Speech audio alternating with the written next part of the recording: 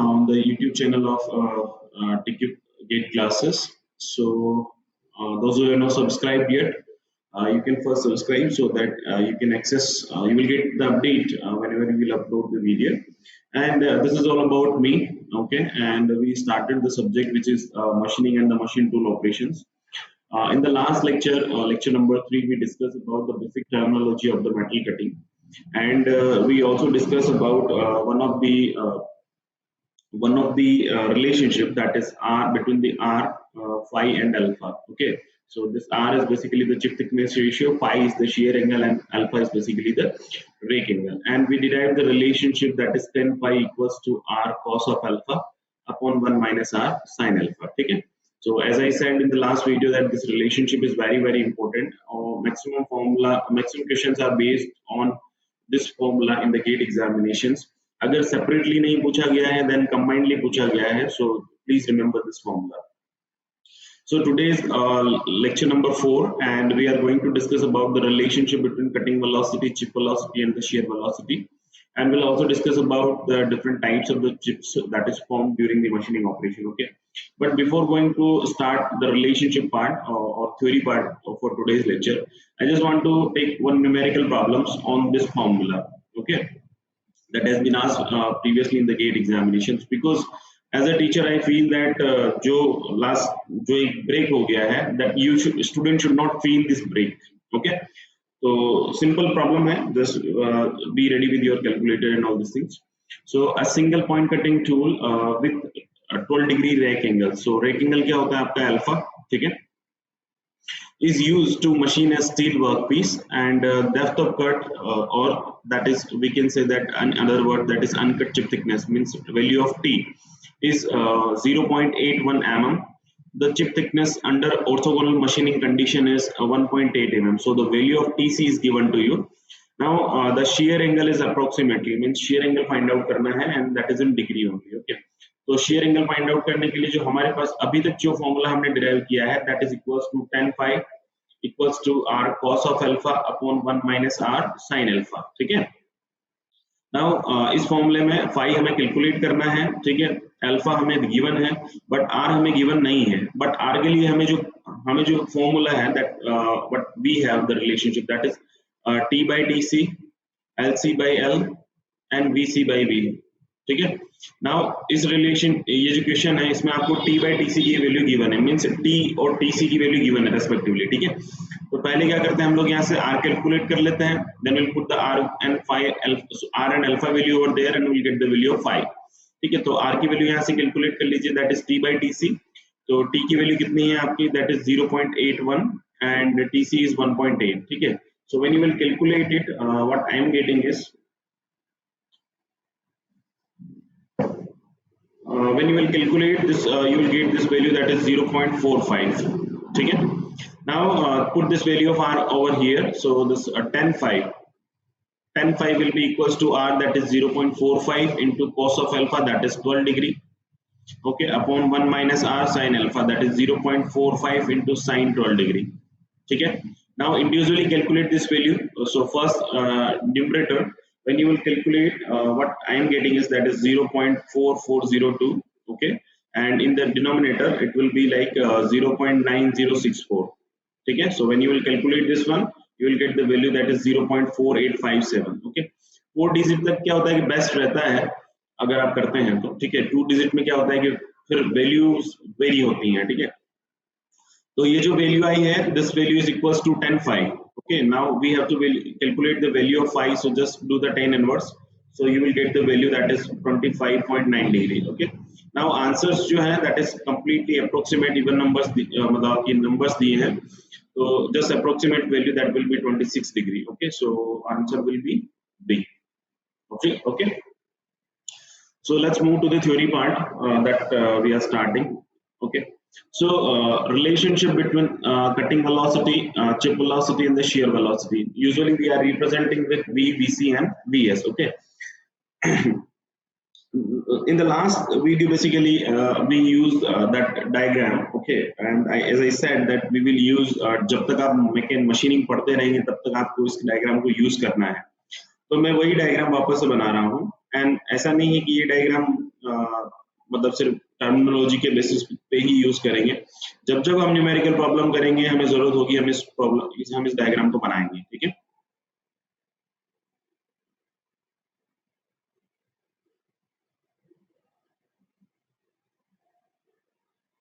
देखिए ये आपका वर्क पीस हो गया, ठीक है। ये आपका सिंगल पॉइंट कटिंग टूल हो गया, ठीक है। एंड जो चिप फ्लो हो रही है that is over in this direction, ठीक है। Now V is basically the cutting velocity. This is tool and this is chip. Okay. Now tool is basically tool we are moving horizontally, so because of that the cutting is takes place. अगर tool नहीं होता तो cutting नहीं होती, ठीक है। तो what we are taking is a tool which is moving in this direction, horizontal direction. So it has the velocity V, which is basically the cutting velocity. Okay. The shear is basically because of shearing only the material is deformed and the material is coming out from the workpiece, and because of yielding mechanism or because of the hardening it is break out, okay, from the workpiece. So it is everything is happening in the shear zone, okay. So agar shear zone mein hai, so this is basically the shear zone. And we also discussed that when we are keeping this single point cutting tool like this, there is a deformation is there. So when there is a deformation, it means that the particle is sliding over each other, okay. So when particles are sliding, it has some velocity. So this velocity is nothing but it's a Vs, that is shear velocity, okay. Now the chip is moving in this direction over the rake face, so this is in this direction this is moving, so this is nothing but it's a Vc, that is a chip velocity, okay. Now with respect to this horizontal जो shear deform आपका primary shear zone है, that has the angle that is phi, ठीक है। And from the vertical to the horizontal, this rake face, this angle is nothing but this is alpha, ठीक है। Now मैं इसमें क्या कर रहा हूँ कि थोड़ा सभी तीनों वेलोसिटीज को, because velocity is nothing but it's vector quantity, so जैसे भी हमें रिक्वायरमेंट्स हैं accordingly we can manage this things, okay. So मैं इस पॉइंट के रेस्पेक्ट में सारी वेलोसिटीज को ड्रॉ कर रहा हूँ, so it will be easy to make a velocity triangle. So now देखिए आपका जो टूल है that is moving in this direction, so it has this V which is the cutting velocity, okay. From this this is the shear deformation zone, so Vs, that is shear, is deformed in because of the shearing the material is deformed in this direction, so this is Vs, okay. And chip is flowing over the rake face, so this is the direction of this chip velocity, so this is Vc, ठीक है। ये आपको पता लगी गया है कि ये वाला जो एंगल है this is alpha and this angle is phi, ठीक है। नाउ मैं क्या कर रहा हूँ कि एक वेलोसिटी ट्रायंगल ड्रॉ कर रहा हूँ, ठीक है। तो वेलोसिटी ट्रायंगल के लिए देखिए this is V which is the horizontal, okay, and this is Vs which is the shear velocity, ठीक है। and this is the Vc which is a chip velocity, Vc, okay. Now from this horizontal shear deformation zone जो है primary shear deformation, उसमें उसके साथ angle कितना है phi, so this angle is nothing but this is phi. If this is phi then this angle अगर आपका z बन रहा है तो this angle will also be phi, ठीक है। Now this is A, this is B and this is C. ये जो एंगल है देखिए अगर आपका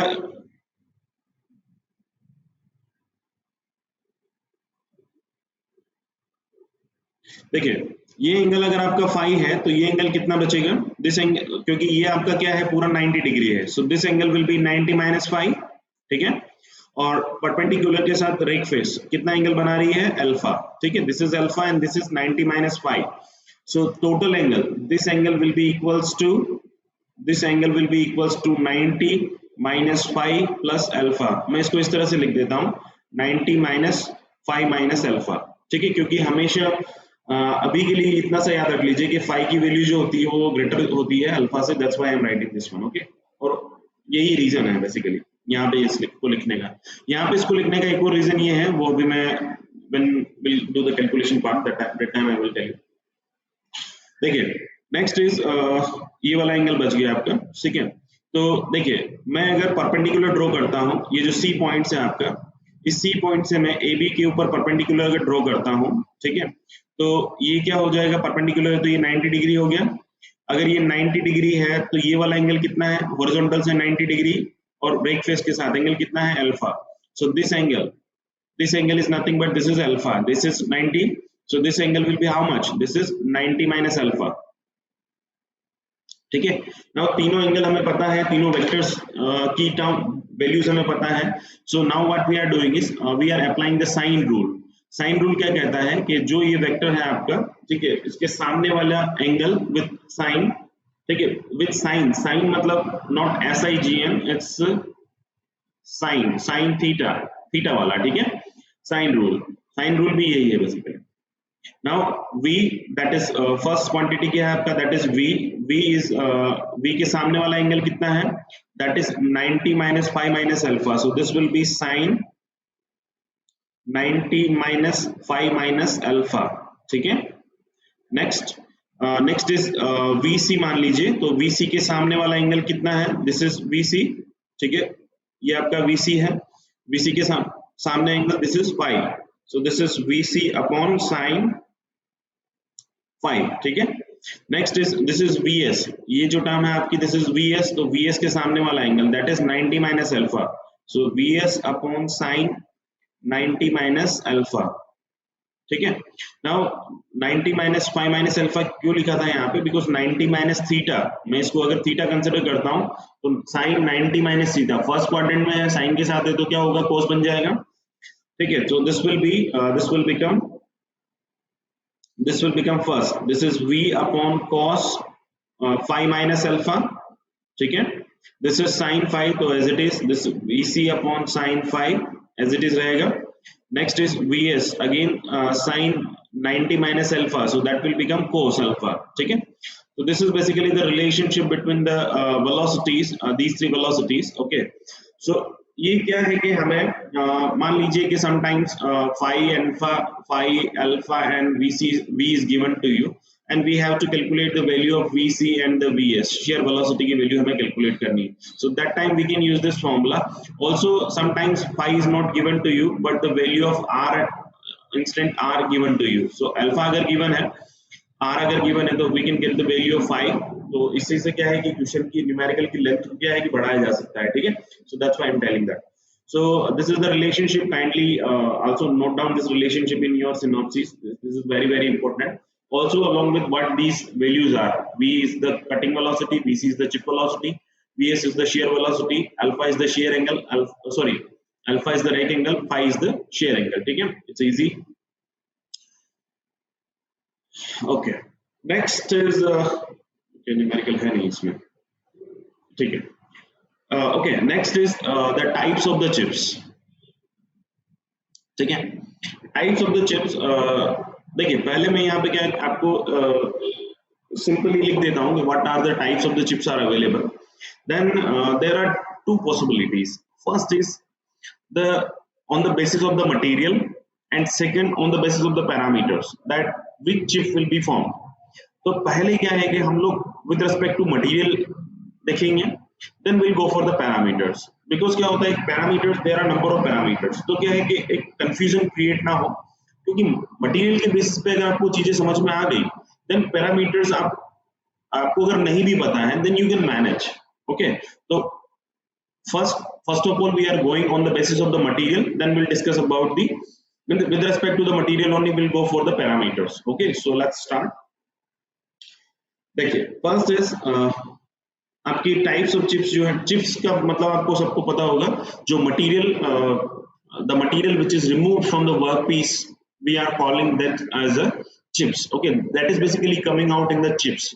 नाउ अगर मान लीजिए कि स्टोन्स हैं, अगर मान लीजिए कि एक पत्थर है और पत्थर के ऊपर हम लोग पत्थर को कट करने के लिए भी, हालांकि बात यहाँ पे हम लोग मेटल्स की करेंगे लेकिन मैं आपको ब्रीफ करना चाह रहा हूँ, क्योंकि कुछ हम हटके एग्जांपल लेते हैं तो उससे क्या होता है चीजें जल्दी समझ में आ जाती है। तो मान लीजिए कि अगर स्टोन क्रशर है और सॉरी स्टोन है और हम उसमें क्या है ग्राइंडर लगाते हैं, तो ग्राइंडर लगाने से क्या होगा कि जो स्टोन्स है पाउडर की फॉर्म में रिमूव हो जाएगा। ठीक है, मान लीजिए कि माइल्ड स्टील है और आप कटर यूज कर रहे हैं, ठीक है, तो कटर से क्या होगा कि जो उसकी पाउडर फॉर्म में बनने लगता है माइल्ड स्टील, ठीक है, तो पाउडर फॉर्म में अगर बनेगा तो इसका मतलब क्या है कि that powder is also kind of chip only because the material is remove. हाँ, हो सकता है कि उनकी जो थिकनेस है, उनकी जो साइज है वो बहुत स्मॉल है, but that is also the chips, okay, ठीक है। Now there are three types of the chips. First is the continuous chips.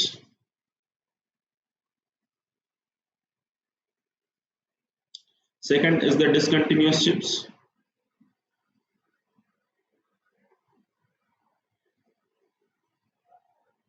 And third one is the continuous chips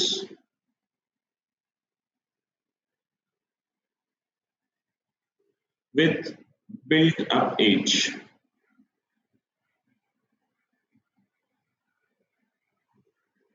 short form में हम इसको BUEB कहते हैं, ठीक है, बिल्ट अप एज। ठीक है, now first of all we are going on the basis of the material, ठीक है, then will discuss on the basis of parameters, ठीक है। नाउ मटेरियल्स की बेसिस पे अगर हम बात करें, so there are two types of the material, by the way there are different types of the material, but this categories come under these two only, that is ductile material and the brittle material. देखिए, मैं थोड़ा सा समझाने की कोशिश करता हूँ कि डक्टाइल और ब्रिटल, बाय द वे मैं आपको एज्यूम कर रहा हूँ कि you have studied the material science as well as the strength of the material, so you all are aware that what is ductile and what is brittle, but just मुझे brief करना है आपको क्योंकि overall concept is based on the material only, so थोड़ा सा मैं समझा देता हूँ आपको, ज्यादा नहीं जाऊंगा मैं डिटेल में। देखिए, ब्रिटल क्या है कि मान लीजिए कि एक ग्लास है आपका, ठीक है, ग्लास में क्या है कि आपने फोर्स अप्लाई किया एंड मान लीजिए कि ग्लास है और आपने इस पे फोर्स अप्लाई किया, तो ये क्या हो जाएगा कि अगर if this force is beyond the limit of what it can resist, then it will break, ठीक है। मैं उसी फोर्स की बात कर रहा हूं कि ये ब्रेक होगा, ठीक है, तो जो फोर्स जिस पे ये ब्रेक हो सकता है, we are applying on it, so what will happen, it will break, when it will break, and now we are talking about the ductile material.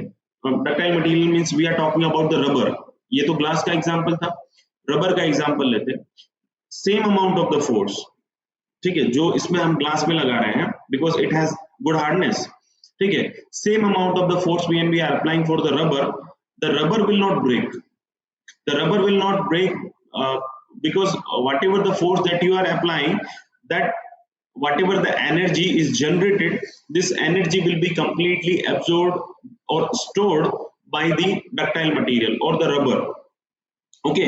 तो इसका मतलब क्या है कि जो आपके ब्रिटल मटेरियल्स होते हैं उसमें हार्डनेस ज्यादा होती है बट टफनेस नहीं होती। टफनेस का मतलब क्या है कि that can bear that load और that can shock that load, okay, और that can absorb that load. तो डक्टाइल मटेरियल्स जो है that can not absorb that load, जो whatever that load we are applying on that beyond the limit, but for the ductile material it can absorb, so it has a good toughness, okay. तो इसका मतलब क्या है कि अगर मान लीजिए कि एक प्लास्टिक को हम ब्रेक करते हैं, ठीक है, प्लास्टिक को अगर हम ब्रेक करते हैं, सो ये प्लास्टिक है, अगर इसको मैं if I am applying the force on that, so it will break, okay. If it will break, it means that the material which is like the material which is deformed at this जो आपका cutting जो आपका breaking zone है, ठीक है, वहां पे जब मटेरियल्स को देखेंगे then this material will be harden there still, okay. Harden मतलब क्या होगा कि हार्ड होगा, मतलब एक रैंडम शेप में आपका ब्रेक हो चुका होगा। बट जब आप डक्टाइल मटेरियल की बात करते हैं, मान लीजिए कि आप रबड़ को कंटिन्यूअसली पुल करते जाते हैं एंड first of all क्या होगा कि it will bear that load, that tensile load because it has some capacity or it can absorb that load, but after some times the deformation will occur, the deformation will be plastically deformed, okay। plastically deformed means पहले जो internal एक layer होगी या तो outer हो सकती है या फिर इंटर हो सकती है, वो डिफॉर्म होगी, then there will be a second layer, then there will be a third layer, then it will be then like this, so there is a deformation mechanism is there, because of this plastic deformation. कहने का मतलब ये है कि brittle material जो है उसमें आपका अगर आप ब्रेक करते हैं उसको, then it's very difficult to get the continuous thing in that. So continuous things means continuous, जो भी मटेरियल डिफॉर्म हो रहा है वो कंटिन्यूस नहीं होगा ब्रिटल के केस में, डिसकंटिन्यूस होगा, ठीक है। डक्टाइल के केस में क्या होता है कि that will be continuous because there is a plastic deformation, okay. इसको टेक्निकल टर्म्स में हम इस तरह भी कह सकते हैं कि ब्रिटल में क्या है कि अगर आपने कहीं पे क्रेक इनिशिएट कर दिया है then it will propagate very suddenly, okay. But in the ductile material once the crake is initiated, because of the yielding of that zone, that will not propagate, means it will take time to propagate that, okay. So अगर आपकी continuous chips चाहिए आपको, then you need the ductile material, ठीक है।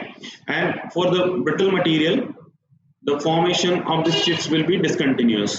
Now again यहाँ पे जो third वाला पार्ट है that is continuous chips with the built up age. तो बिल्ट अप एज आपकी फॉर्म ही कब होगी, जब आपकी कंटिन्यूअस चिप्स होंगी, और कंटिन्यूअस चिप्स कब होंगी, जब कौन सा मटेरियल होगा, डक्टाइल मटेरियल होगा, ठीक है। So this will be the ductile material.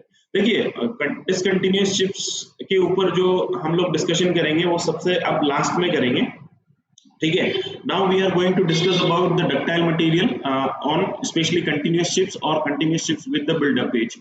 ये continuous chips without build up edge भी कभी कभार बुक्स में लिखा रहता है, so there is no need to confuse, okay, without build up edge. तो अगर ये नहीं भी लिखा है then it means this is continuous chips only, ठीक है। Now we are going to discuss about the ductile material. देखिए this example, this is a work piece and blue color सारे work piece and red color all the tool.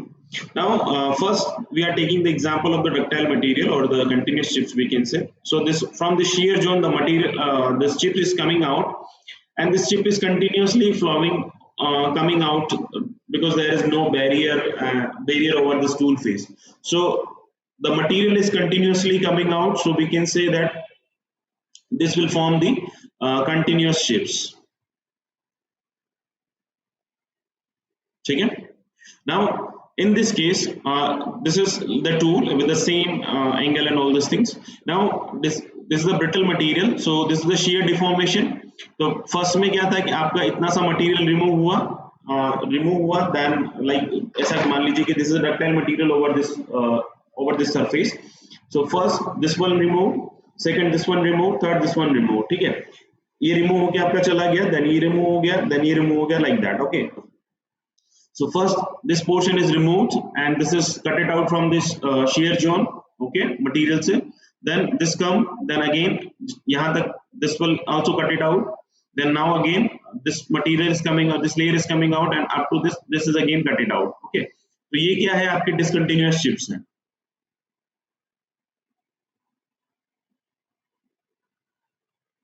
discontinuous chips, ठीक है। now अब build up age की बात करते हैं। देखिए build up age का मतलब क्या है कि मान लीजिए कि आपका ये continuous chips flow हो रही हैं, ठीक है, आपकी ये चिप्स कंटिन्यूअस फ्लो होती जा रही हैं, ठीक है।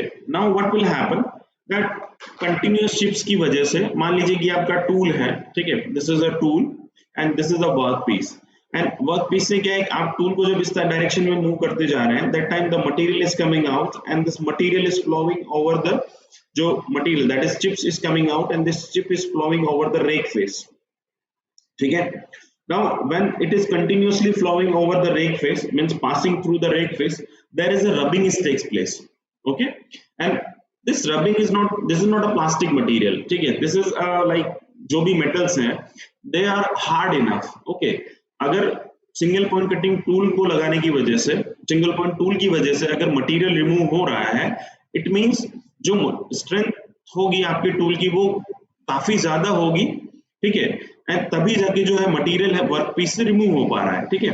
एंड अब ये जो रिमूव हो रहा है material, it's like this continuous chip is coming out over the tool face, and जब ये कंटिन्यूअसली फ्लो हो रहा है then there is a rubbing is takes place, and because of this rubbing, because these are the continuous chips, because of the rubbing the temperature is increases at the tool chip interface, okay. क्यों? क्योंकि आपकी जो chip आ रही है that is already at a high temperature, okay, melting नहीं हो रही है but that is already at a high temperature and they are continuously rubbing over the tool surface। मान लीजिए कि ये पोर्शन है ये तो निकल गया है, but another portion is coming. तो ये जो रीजन है आपका सेकेंडरी शेयर जोन वाला जो हम टूल के ऊपर बनाते हैं, this is your primary shear zone, ठीक है। और ये जो है आपका देखते हैं सेकेंडरी शेयर जोन, ठीक है। तो ये जो चिप है ये कंटिन्यूअसली आपकी इसके ऊपर फ्लो होती जा रही है। एक मिनट में इसको थोड़ा सा,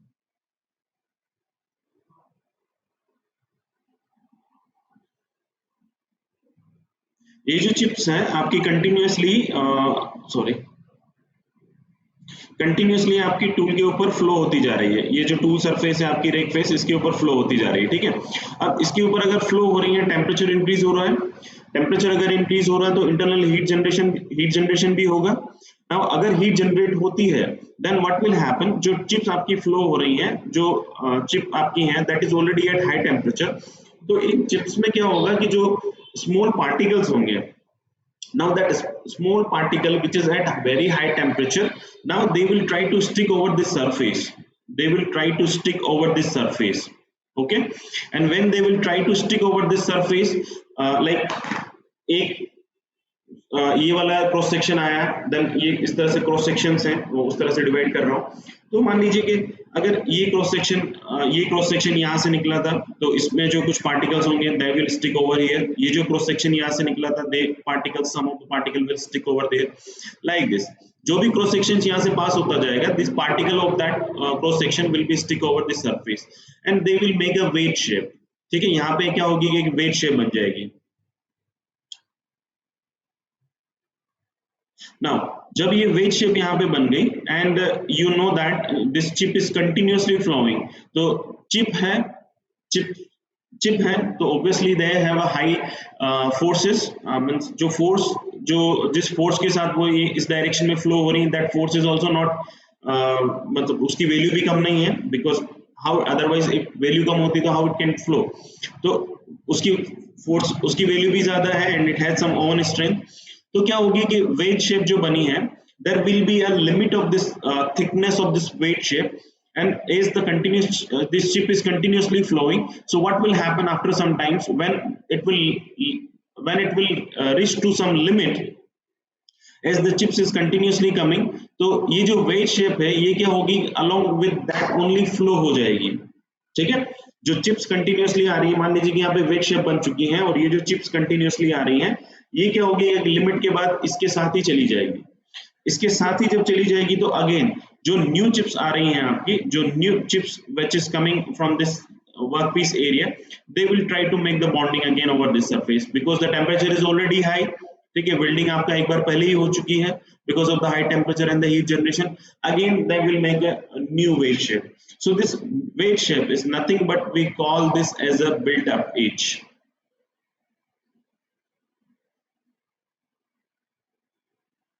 ठीक है, we call this as a built-up edge. So देखिए आपका built-up edge का मतलब क्या है? built-up edge फॉर्म कब होगी? जब आपकी कंटिन्यूअसली चिप्स जो होंगी वो फ्लो होती जाएगी, ठीक है। अब दो केसेस में आपको बता देता हूं कि पहले केस में कि मान लीजिए कि आपकी कंटिन्यूअस चिप्स ही हैं और कंटिन्यूअस चिप्स की वेलोसिटीज बहुत ज्यादा है, ठीक है।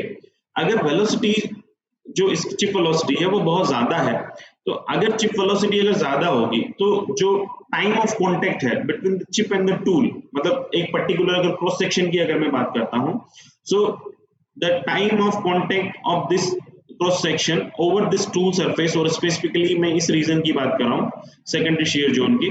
सो time of contact of this cross section over this tool surface is minimum, is decreases. If you increase the speed, then this time is increases, decreases, okay। When this time is decreases, it means क्या होगा कि जो particles built-up edge किसकी वजह से बन रही थी, that particle which is removed from this cross sectional area, ठीक है, उसकी वजह से फॉर्म हो रहा था।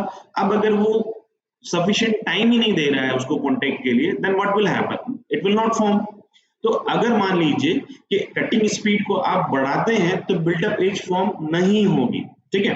तो ये जो बेसिकली ये मुझे फिगर समझाना जरूरी था बिल्टअप एज के लिए, इस वजह से मैंने यूज किया। Now we come to the back again on this part, material के बेसिस पे हम इसको डिफाइन कर चुके हैं। Now parameters we are considering. Parameter पहले हम वेलोसिटी कंसीडर कर लेते हैं, फिर डेप्थ तो कट ले लेंगे, फिर फीड ले लेंगे, ठीक है, ओके। देखिए कटिंग वेलोसिटी की जैसे मैंने बात की, देखिए मैं अगेन बोल रहा हूँ, इसको छोड़ दीजिए आप ब्रिटल मटेरियल को, क्योंकि इसका काम हो चुका है, बस इतना काफी है इसके लिए जानना, डिसकंटिन्यूअस के लिए, ठीक है। But still I will cover that parameter basis part as well. देखिए पहले हम दोनों के ही बारे में बात करें, कंटिन्यूअस शिप्स और continuous chip with the buildup edge. देखिए कटिंग स्पीड, कटिंग वेलोसिटी है आपकी, जैसा कि मैंने आपको बोला, if you will spend more time, if the cross section of that chip spend more time with the tool, then it they will make the built up edge। इसका मतलब क्या है, अगर ज्यादा टाइम स्पेंड करना है तो कटिंग स्पीड को क्या करना पड़ेगा, कम करना पड़ेगा। तो इसका मतलब जो v की वेलोसिटी है इसमें कम रहती है, मान लीजिए कि आप ऐसा कह सकते हैं कि v जो है आपका लो होगा और इसमें जो होगा v दैट इज हाई होगा, ठीक है। कटिंग वेलोसिटी अगर हाई होगी तो there will be a continuous shifts, if it will be low then this will be built up edges, okay. Now depth of cut की अगर हम बात करें तो डेप्थ ऑफ कट एक ऐसा पैरामीटर है जिसके लिए आप डिफाइन नहीं कर सकते कि आपका क्या फॉर्म होने वाला है, ठीक है। उसका रीजन ये है कि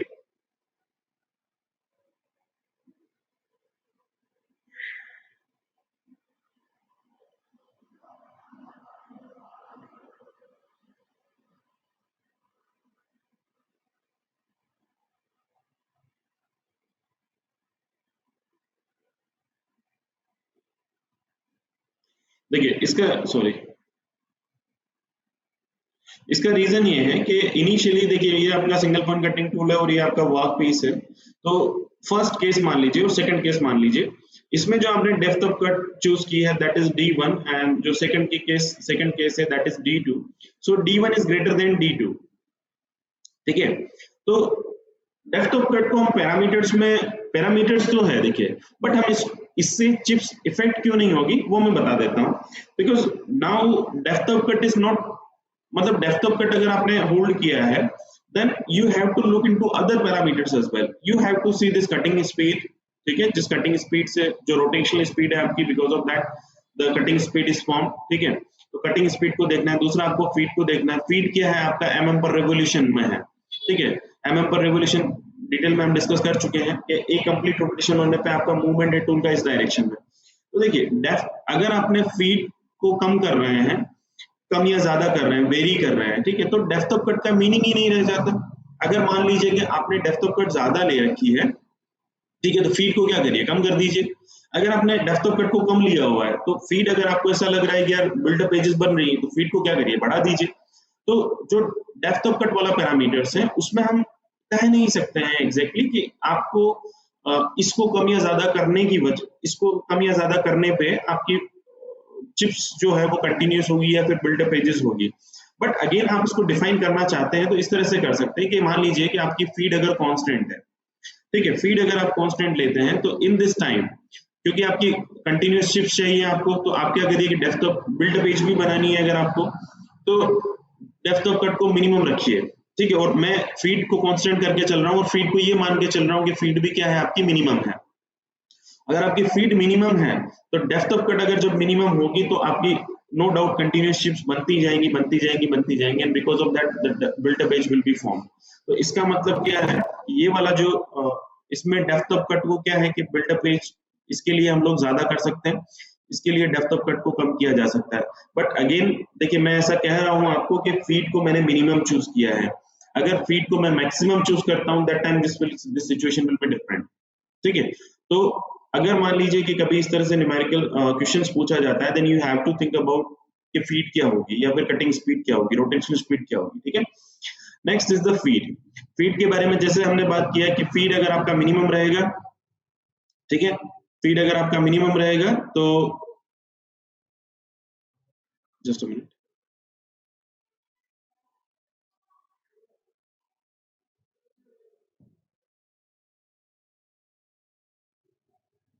okay. Depth of cut depth of cut के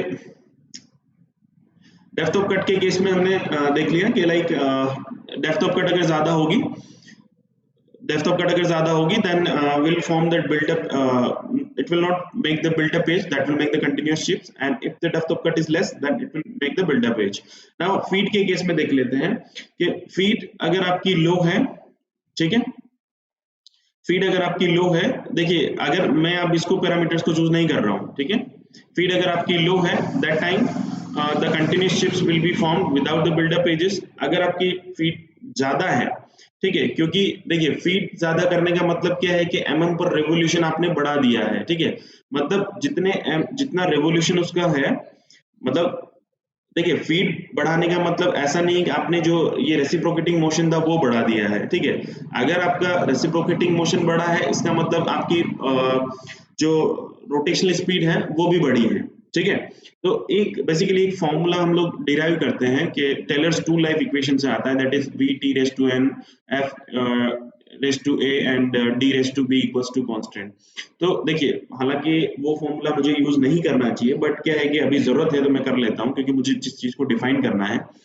तो इस फॉर्मूले से क्या है, अगर मान लीजिए कि टू लाइफ आपकी कांस्टेंट है, डेप्थ आपने डेप्थ कांस्टेंट कर दी, तो v will be inversely proportional to the f, ठीक है। अगर आप v को क्या है कि हाई लेके गए हैं तो आपकी फीड क्या होगी, कम होगी, ठीक है। तो इसका मतलब when you are carrying this speed high that time the feed will be low, and when you are taking this v low that time the cutting feed will be high, ठीक है, ठीक है। Now these are the parameters. Now discontinuous chips जो है, देखिए इसमें दो तरह की चिप्स होती हैं, कि एक तो होती है, इसलिए मैं इसको बात नहीं कर रहा था अभी तक, इसमें क्या ब्रिटल मटेरियल तो हम यूज करते ही हैं, लेकिन इसमें दो तरह की चिप्स बनती हैं। पहली होती है इरेगुलर शेप्स की, ज्यादा डिटेल में नहीं जाऊंगा, सिर्फ बता रहा हूँ इरेगुलर शेप की, और एक होती है रेगुलर शेप की, ठीक है। तो regular shape, brittle, irregular shape क्या होगी, ऑब्वियसली नाम से पता लग रहा है कि इरेगुलर मतलब जो कंटिन्यूअस नहीं हो पाएंगी। तो अगर इरेगुलर बनती हैं it means there is a brittle material, if it is a regular then there is a ductile material, okay, ductile material but that is a mixing of brittle material, ठीक है। मतलब हम ऐसा कह सकते हैं कि like when we are manufacturing something that time basically the carbon, because in India basically जो casting होती है that there is no proper mixture, basically there is no proper mixing।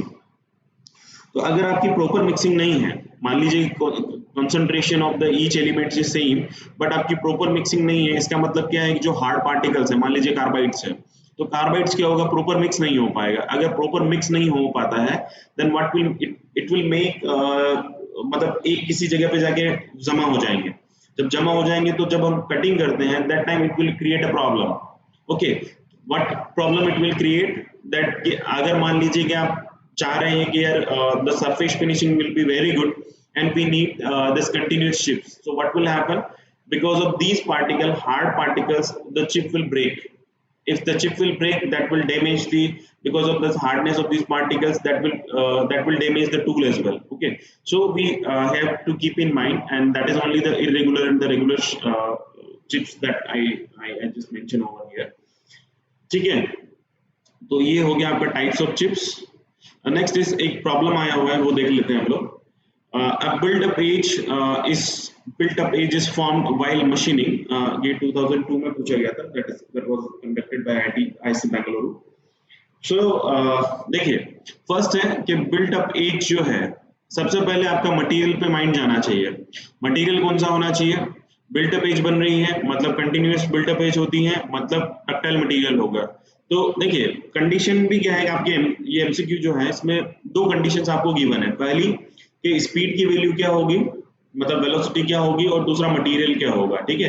तो देखिए मटेरियल के बारे में बात करें तो मटेरियल डक्टाइल या ब्रिटल हो सकता है, बट बिल्टअप एज अगर आपकी फॉर्म्ड होती है तो मटेरियल कौन सा होगा, डक्टाइल होगा। तो इसका मतलब क्या है, ये सी और डी ऑप्शन जो है ब्रिटल मटेरियल के तो ऑलरेडी कैंसिल आउट हो जाते हैं, बचता है ऑप्शन ए और बी। ए और बी में जैसे अभी तो हालांकि मैंने आपको अच्छे से डिटेल में एक्सप्लेन कर दिया है कि when this is a tool and if whatever the chips is coming out from the workpiece material, if it has enough time to it means the cutting speed is very low, then it will get the enough time to stick over this surface, okay। तो इसका मतलब क्या है कि when it will get enough time it means that will form the build up edge। तो अगर आपकी low speed है तो there may be a chances that it will make the build up edges। तो हाई स्पीड में क्या होगा कि that will not get the time to stick over this tool surface, okay, whatever the temperature is there। So option A भी cancel out हो जाता है, now the option will be B is the correct answer. ठीक है, ductile material at low speed. Okay, and ये हम लोग इधर देख भी चुके हैं, that is low speed is required for that as well as ductile material. Okay, so thank you so much guys for joining this lecture, and see you soon.